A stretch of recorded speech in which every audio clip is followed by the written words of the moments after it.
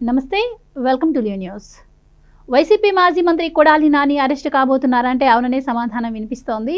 ముంబైలో ఈ మధ్య హార్ట్ ఆపరేషన్ చేయించుకున్న ఆయన విదేశాలకు పారిపోబోతున్నారు అని కేసు పెట్టిన నేపథ్యంలో ఆయనపై లుక్అవుట్ నోటీస్ జారీ చేసినట్టు వార్తలు వస్తూ ఉన్నాయి. మరి ఈ నేపథ్యంలో ఆయన ఎక్కడ కనిపించినా కూడా వెంటనే అరెస్ట్ చేయబోతున్నారు అని తెలుస్తోంది. మరి దీనికి సంబంధించి మరిన్ని వివరాలు తెలుసుకుందాం. మనతో పాటు ఉన్నారు సీనియర్ జర్నలిస్ట్ టీవీ శ్రీనివాస్ గారు.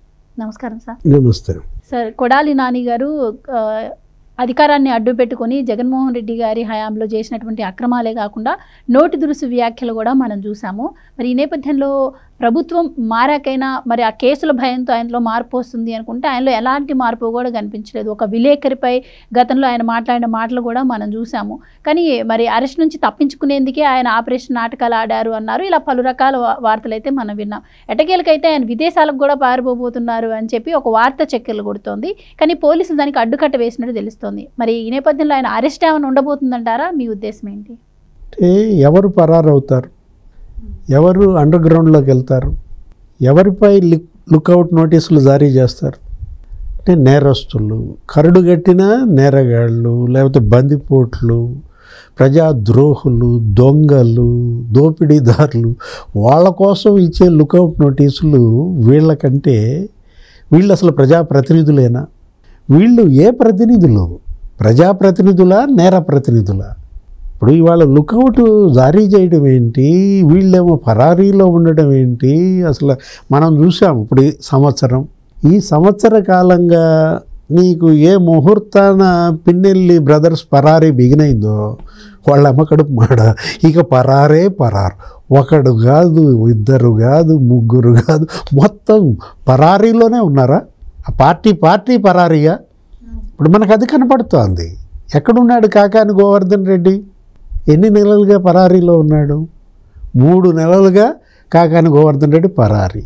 ఏంటి ఆయన ఒక 5 ఏళ్ళు శాసనసభ్యుడిగా పనిచేశాడు, 5 సార్లు. ఒక మాజీ మంత్రి. అసలు చరిత్రలో ఎరుగునా? ఎప్పుడన్నా నువ్వు విన్నావా ఒక మాజీ మంత్రి పరారీలో ఉన్నాడు? ఒక మాజీ ఎమ్మెల్యే పరారయ్యాడు. మొదటిసారి వింటున్నాం ఈ మాటలు. ఆంధ్రప్రదేశ్ చరిత్ర కాదు, దేశ చరిత్రలో. అంటే ఇప్పుడు ఎక్కడెక్కడో బెంగళూరులో ఉన్నాడంట కాకాని కొన్నాళ్ళు, లేకపోతే హైదరాబాద్లో ఆటోలో కనపడ్డాడు అంటున్నారు. ఆటో డ్రైవర్ ఫోన్ తీసుకుని మాట్లాడుతున్నాడనో ఏమో మీడియాలో చూసాం. అంటే ఇప్పుడు ఇవాళ కొడాలి నాని లుక్అవుట్ నోటీసులు జారీ చేయడం, అసలు ఈ లుక్అవుట్లు ఏంటి? ఏ నిమిషాన చెవిరెడ్డి భాస్కర్ రెడ్డి, చెవిరెడ్డి మెహిత్ రెడ్డిని పట్టుకొచ్చారో ఎక్కడ బెంగళూరు ఎయిర్పోర్ట్ దగ్గర నుంచి లుక్అవుట్లా వీళ్ళ కోసం. నిన్న రాజు కసిరెడ్డి దాకా, కసిరెడ్డి రాజు ఏదో దుబాయ్ పారిపోయాడు. ఆ దుబాయ్ నుంచి వచ్చి మళ్ళీ ఎక్కడో చెన్నైలో అక్కడేదో మళ్ళీ మార్ఫింగ్ ఏదో చేసి పాస్పోర్ట్ అక్కడేదో అమెరికా పారిపోవాలనేదో ప్లాన్ వేస్తే ఇక్కడ పట్టుకున్నారు. ఒక చెవిరెడ్డి మెహిత్ రెడ్డి దగ్గర నుంచి మనం చూసినట్టుగా దేవినేని అవినాష్ దాకా, అవినాష్ని కూడా పట్టుకొచ్చినట్టున్నారు. శంషాబాద్ ఎయిర్పోర్ట్లో అతను ఏదో దుబాయ్ పోవాలనుకుంటున్నాడు, అతన్ని పట్టుకొచ్చిన పరిస్థితి. అసలు ఈ లుక్అవుట్లు ఏంటి? అసలు ఈ ఎయిర్పోర్ట్లన్నీ దిగ్బంధనం చేయడం ఏంటి? ఇప్పటికే 3 మంది పరారయ్యారంట. అప్పటికి ఏది చాణక్య అనేవాడు ఎవరో, లేకపోతే ఇతను నిన్న కూడా మనం చూసాం, ఎవరితను ఈ పురుషోత్తం వరుణ్ కుమార్ పారిపోయాడంట. అవినాష్ అనే అతను లిక్కర్ స్కామ్. అంటే ఇవాళ పరారైనాళ్ళు పరారై వెళ్ళిపోతున్నారు. అసలు మాజీ మంత్రి పరారంటే ఇప్పుడు అతనేంటి 4 సార్లు ఎమ్మెల్యే కొడాలి నాని, 2 సార్లు తెలుగుదేశం నుంచి, 2 సార్లు వైసీపీ నుంచి గెలిచినట్టున్నాడు. గుడివాడ అనే పేరులో ఎంత అర్థం ఉందమ్మా? గుడి అంటే టెంపుల్. అలాంటి గుడివాడని గుండావాడ చేసి పారేశాడు. గుండాలా ఇప్పుడు ఆ గుడివాడ నిండా రౌడీలు, గుండాలు, రౌడీవాడ ఇవాళ గంజాయి వాడ, అరే అసలు క్యాసినో వాడ, పేకాటవాడ. ఎన్టీ రామారావు ప్రాతినిధ్యం వహించిన నియోజకవర్గం, అక్కినేని నాగేశ్వరరావు పుట్టిన నియోజకవర్గం, హేమీల్. అలాంటి నియోజకవర్గంలో ఇతను దాపురిచ్చాడా? గడ్డం గ్యాంగ్ విన్నావా ఎప్పుడన్నా పేరు?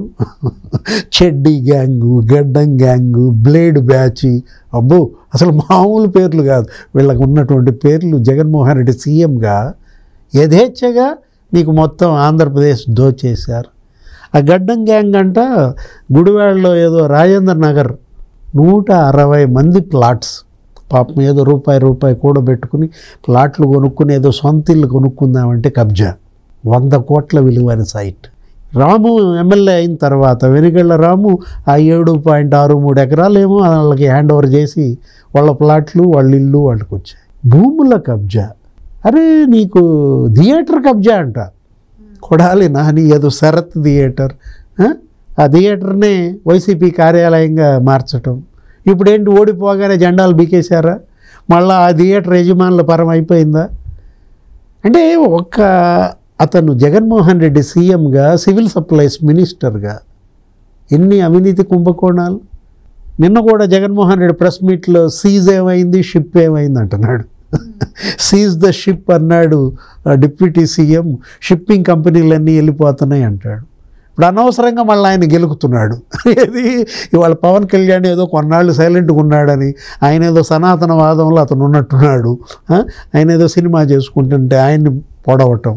ఇప్పుడు ఈ ఎగతాళి వల్ల ఏం జరుగుద్ది? సీజ్ ఏది, షిప్ ఏది అన్నాడు కదా జగన్మోహన్ రెడ్డి.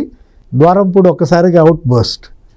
నీ మానాన నువ్వు నీ ప్రెస్ మీట్ పెట్టుకు చావక నువ్వు నా గురించి ఎందుకు? ఆ సీజు షిప్పు అంటే ఇప్పుడు ద్వారంపూడి చంద్రశేఖర్ రెడ్డి మళ్ళా పరారా ఉన్నాడా? ఇప్పుడు అతను కూడా పరారైపోయాడా? అతనేంటి కాకినాడ బేస్గా Dwarampudi Bhaskar Reddy, Dwarampudi Veerabhadra Reddy, Dwarampudi Chandrasekhar Reddy. Civil supplies chairman అతనే, ఎమ్మెల్యే అతనే, అసోసియేషన్ ప్రెసిడెంట్కు తమ్ముడు, షిప్పింగ్ అసోసియేషన్కి అతనే, రైస్ మిల్లర్స్ అసోసియేషన్కి అతనే, మొత్తం రైస్ మాఫియాగా మార్చారు.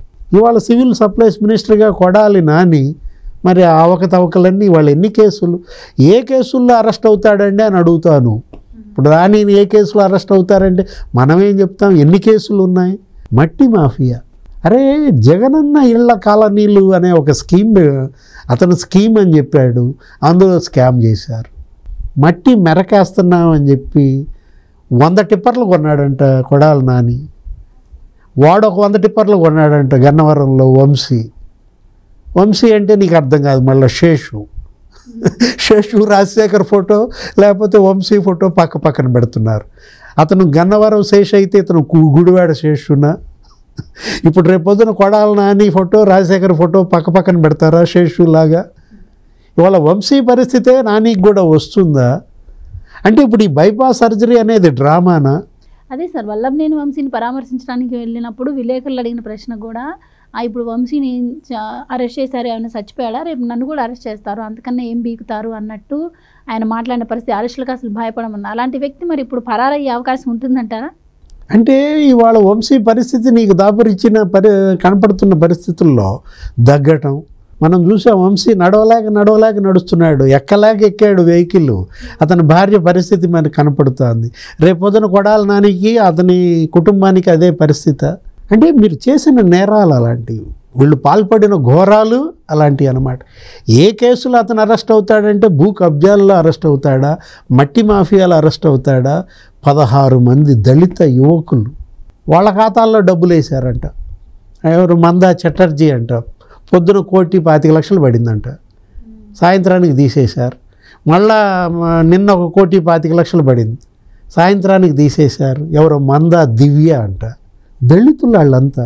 వాళ్ళు గోల, ఏమంటే మీరు పొద్దున్నే మాకు అకౌంట్లో డబ్బులు వేశారు, సాయంత్రానికి తీసేసి మీ రామకృష్ణ సొసైటీకి లేకపోతే ఆక్వా ఫామ్కి మార్చేసుకున్నారు, ఇప్పుడు మాకు నోటీసులు వస్తున్నాయి డబ్బులు కట్టమని, ట్యాక్సులు మా మీద పడుతున్నాయి, డెత్ సర్టిఫికేట్ ఇస్తానన్నాడట. ఏం ఫికర్ మత్ కరో, మీ అందరికీ డెత్ సర్టిఫికేట్ ఇప్పిస్తా అన్నాడంట. అంటే ఎంత అహంభావం! డెత్ సర్టిఫికేట్ వాళ్ళకి ఇప్పిస్తావా? బతికున్న వాళ్ళకి డెత్ సర్టిఫికేట్ ఇప్పిస్తానంటావు ఏంటమ్మా? ఎంత బలుపు, ఎంత ఉన్మాదం! ఒక రకంగా ఒక సైకోల్గా మారిన పరిస్థితి అన్నమాట.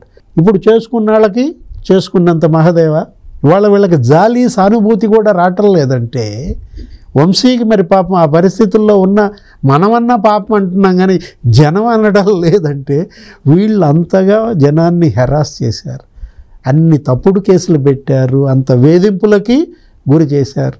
ఇవాళ వీళ్ళకి అసలు కనీస సానుభూతే, వీళ్ళు అనర్హులు, ప్రజా జీవితానికే వీళ్ళు అనర్హులు. పారిపోయేవాడికి ప్రజా జీవితం ఎందుకు? Right sir, thank you so much అండి. Please subscribe to Leo news for more videos.